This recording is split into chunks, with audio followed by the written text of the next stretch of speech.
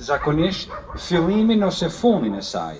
Më 19 mars, Bashkësia Kishtare kremtoi Shën Jozefin, fati i Virgjëreshës Mari e pajtori Kishës Universale. Sipas traditës, në festën e të atit të adoptuar të Jezu Krishtit, kremtohet festa e baballarëve.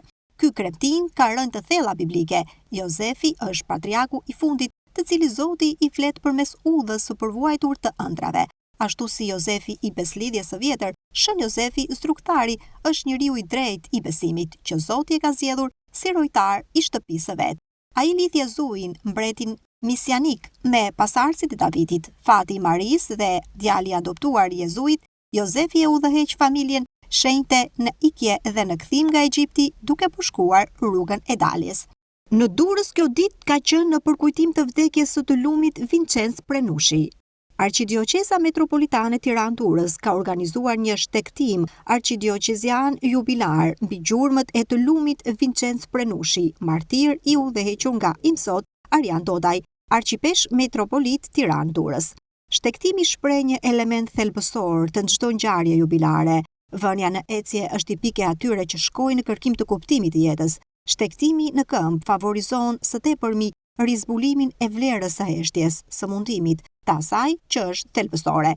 Tema e shtektimit merr frymëzim nga fjalët e fundit të Imsot Prenushit, dritë, më shumë dritë, të shqiptuara pikërisht në burgun e vjetër të Durrësit, ku në vitin 1947 ishin të burgosur ndër të tjerë dhe i lumi Vincenz Prenushi dhe Jul Bonati.